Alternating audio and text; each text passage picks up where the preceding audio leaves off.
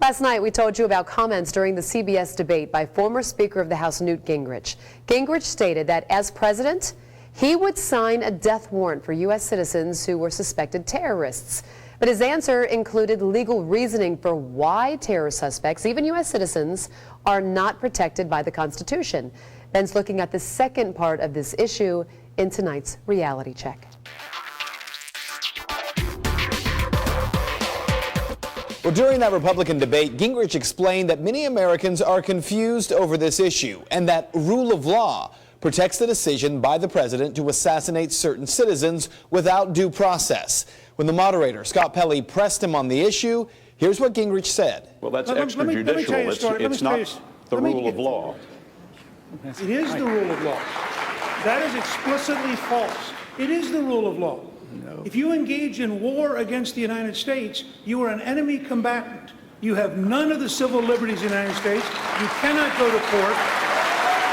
Well, the crowd liked the answer, but it is not true. When the Bush administration first started using the term enemy combatant, they substituted that term for what the Geneva Convention refers to as unlawful combatants. A captured fighter in a war who was not entitled to prisoner of war status because he or she does not meet the definition of a lawful combatant as established by the Geneva Convention. And that means that these are fighters who don't wear uniforms and don't fight under a single nation's flag. The Council on Foreign Relations stated in 2001, the president has unquestioned authority to detain enemy combatants, including those who were U.S. citizens during wartime. But what Gingrich failed to recognize is that the Supreme Court has since ruled on this issue. It was in 2004 that the High Court ruled that the Bush administration could no longer hold detainees indefinitely without allowing them to challenge their detention. Gingrich says that terror suspects can't even go to court. But the Supreme Court ruled that even foreign fighters being held at Guantanamo Bay, Cuba, who were not U.S. citizens, had the right to challenge in U.S. civilian courts the government's right to hold them. Now, there's one more statement to look at.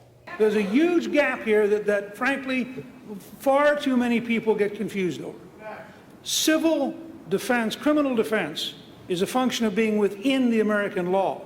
Waging war on the United States is outside criminal law. It is an act of war and should be dealt with as an act of war. And the correct thing in an act of war is to kill people who are trying to kill you.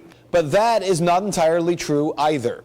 In 2007, the Supreme Court ruled that all terror suspects, regardless of enemy combatant status, must be treated under the authority of the Third Geneva Convention. Under Article 5 of that Third Convention, unlawful combatants, such as mercenaries and members of armed forces who do not fulfill the conditions of a lawful combatant, can be subject to the death penalty.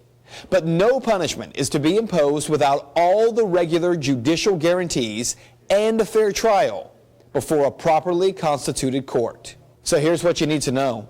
Again, in Tuesday night's CNN debate, many of the candidates kept going back to this idea that in order to confront the war on terror, constitutional protections and rules have to change. Because our founders, they claim, never imagined an enemy like we face today. A remarkable position in the Republican debate, considering the platform on almost every other issue that we have to return to the authority of the Constitution. In fact, on that entire stage, only one candidate says we can fight the war on terror and abide by the Constitution. Texas Congressman Ron Paul. So what say you? That is Reality Check. If you'd like to make your voice heard on this story, you can do so by commenting on Ben's Facebook page. All you have to do is search Ben Swann, WXIX.